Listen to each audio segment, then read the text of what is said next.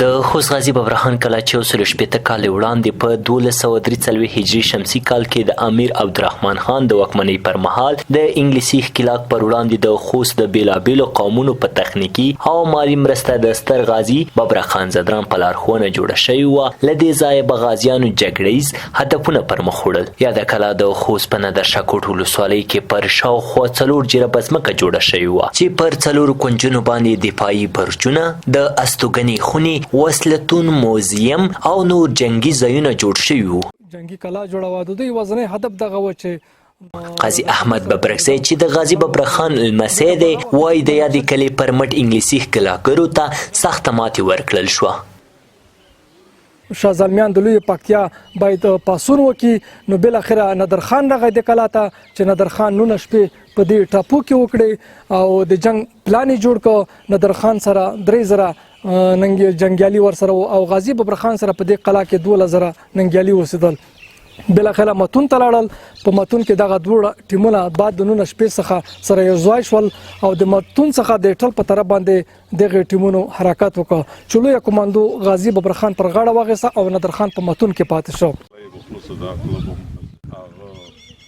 بل لوري ته یاده کلا د ویجاړېدو له ګواښ سره هم مخ ده. غوښتنې دا دي که یاده کلا له سر نه ورغول شي نه یوازې اقتصادي اهمیت به ولري، ورته وخت کې به له خاورې څخه د دفاع تاریخ هم ژوندی ساتل شوی وي. خو یو داسې سړی و چې عسکر و د دې وطن په خوره یې ځون قربان کړی دی. هر وخت نو دغه په خاطر دوی د کلا جوړه کړه. امیر عبدالرحمان خان چې هغه ایمی نیکه داسې وکړه، یو پوځي جنرال په پیاده کنه د جنگ په تاکتیکي ښه پیاده د کلا خپله دی دولته و چې د کلا جوړه شوه. تقریبا دی په هغه وخت کې د 45 کولې وه. بل لوري ته د خوست اطلاعاتو کلتور ریاست وايي چې د افغانستان اسلامي امارت تاریخي ابیداتو او فرهنګي سیمو ته په کلکه ژمن دی او په یاده برخه کې په خوست کې بیلابیل ګامونه هم پورته کړي دي. د غازي ببرک خان قلعې په اړه موږ د اطلاعات فرهنګ وزارت د فرهنګي معاینیت سره په تماس کې او هغوی ته مو وړاندیزونه هم کړي دي. هغوی موږ ته ژمنه راکړې ده چې د دې کلا د ترمیم دپاره به موږ بودیجه هم مختصه کوو او دا به د یوې رسمي پروژې په حیث نیسو هم. نو د ببرک خان کلا د ببرک خان د کلې د ترمیم په دې مورد کې انشاءالله تعالی کارونه روان دي. دا چې په کوم وخت امکانات برابر شول په هماغه وخت په کار پرې پیل کېږي.